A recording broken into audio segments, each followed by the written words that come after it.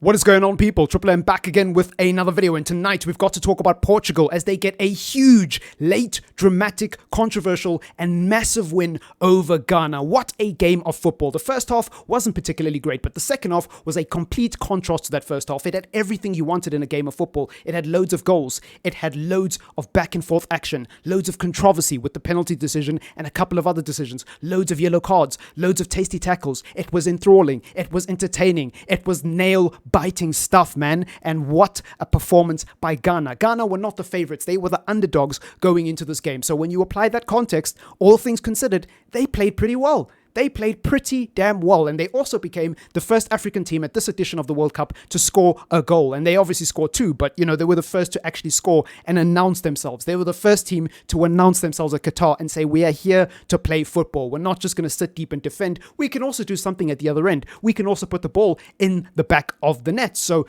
very good performance by Ghana. But let's talk about this Portugal team because they struggled today. This was not a great performance for Portugal. This was not a, wow, Portugal are going to go win the World Cup type of performance. This was very much a red flag. This was very much a, I don't know about this Portugal team type of performance. Cristiano Ronaldo obviously becoming the first player in history to score in 5 different World Cups in one career. Absolutely amazing. You've got Bruno Fernandes, fantastic player. Felix, fantastic player. Otavio, fantastic player. Bernardo Silva, one of the best midfielders I've seen in the Premier League in a very, very long time. He's almost as good as the old Silva who used to play for Manchester City.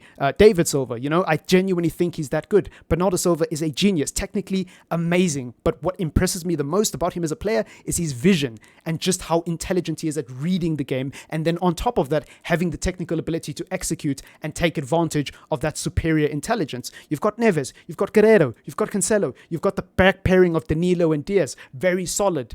And then you've got Diogo Costa in goal as well, who is one of the best up-and-coming goalkeepers in modern football. The hipster's choice. He can do everything. He's a fantastic sweeper keeper. He commands his area. He's good on the ball, especially under pressure, as we've seen in the Champions League for Porto.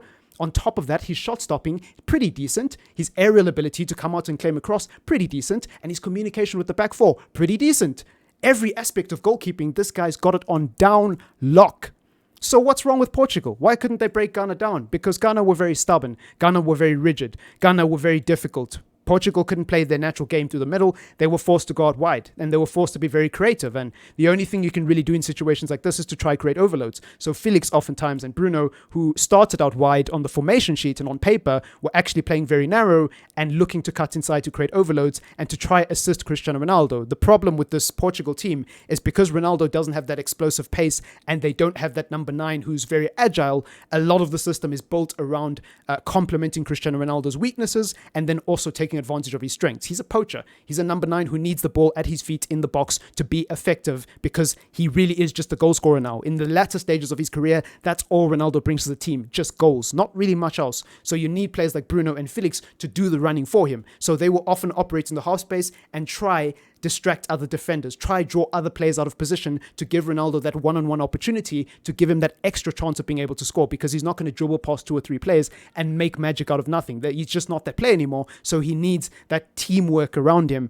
And I think that's true of most strikers, to be fair, but obviously with Cristiano Ronaldo being one of the greatest players of all time and being somebody who you would back to dribble past 2 or 3 players many, many years ago, he's just not that player anymore. So Portugal are having to be very creative in how they bring Ronaldo into the game, how they bring Bruno into the game, how they bring Felix into the game, and how they fit all 3 of these players in one system, because it hasn't worked in the past. In the Euros, Bruno got dropped after the second game because him and Ronaldo just weren't clicking. The chemistry just wasn't there. There was a lot of reshuffling. There was a lot of uncertainty from Fernando Santos. And tonight, again, we're seeing that Portugal are really struggling. They're really struggling, and it's a shame.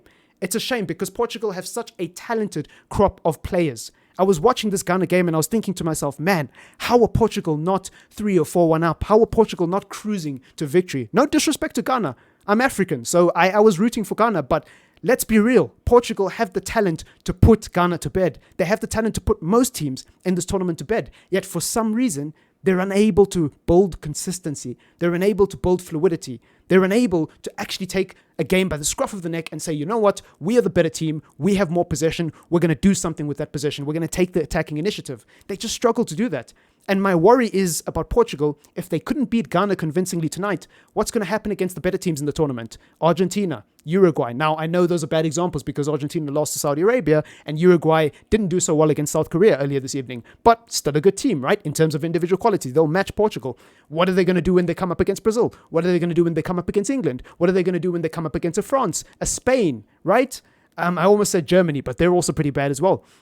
What are they going to do when they come up against these teams that can match them in terms of individual quality? And it won't be as straightforward as just having the ball and playing against a low block, playing against a team like Ghana that knows they're outmatched and they're just going to sit back, let you have the ball, and then try hit you on the break. You know what I mean? It's not convincing. It's not convincing. And serious questions need to be asked of Fernando Santos. I made a video before this World Cup during the last international break saying that the reason Portugal will not win, two things. One, it's always constantly starting certain players. Cristiano Ronaldo is one of them who just never gets dropped. And I understand why. He's a legend. He's an icon of Portuguese football and world football in general. But you got to put the team first. And two, the manager, Fernando Santos, is probably a much bigger problem than any individual player in that team. I think Portugal are in trouble. I think Portugal are in serious trouble. Despite the fact that they won today, I think they're in real trouble. And that performance is a red flag. Again, if it wasn't for that penalty, the game ends 2-2. The game ends 2-2. And I think that's fair. I think Ghana deserves something out of that game. They did enough in that performance to say, you know what, we were a bit unlucky. You know what, we deserve something out of it. I don't know. Let me know what you think in the comments down below. It's been your boy TripleM. Leave a like. Subscribe to the channel if you're new. And of course, comment if you want to. Peace.